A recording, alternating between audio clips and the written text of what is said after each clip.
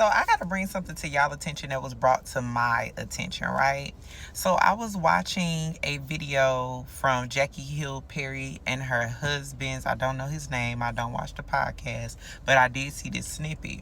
And they were talking about how men basically use their wives as maids, but they don't want to talk to her. Like, she does everything for him, but he don't like her. And it's not because she's a bad person. It's not because she's inadequate. It's not because she's ugly.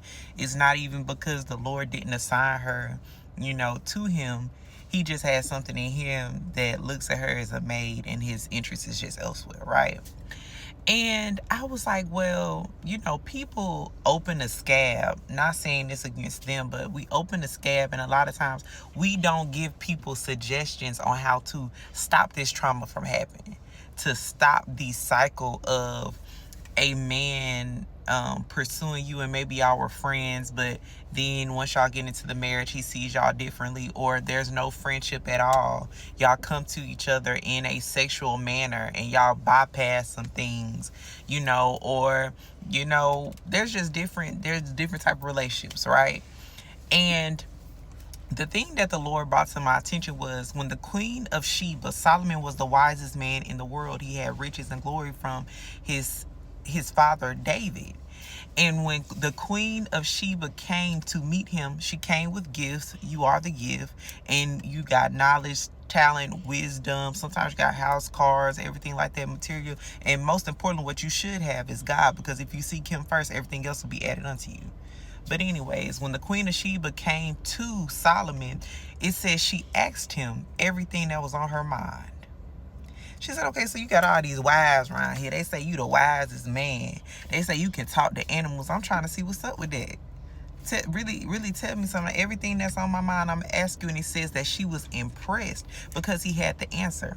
When a person answers your question, when a person is willing to answer your questions, that means that they are willing to do a self-reflection. We have to go in ourselves and get into our views. When you're critical thinking, it makes a person critically think when you ask them certain things. So if a person, why you asking me that? You always asking me. You always asking me that. Where they play the little word games. Oh, you think you smarter than me, or you ain't lived as much life as I live. When they start putting that stuff out there, it's because they're telling you you're not worth the self-reflection.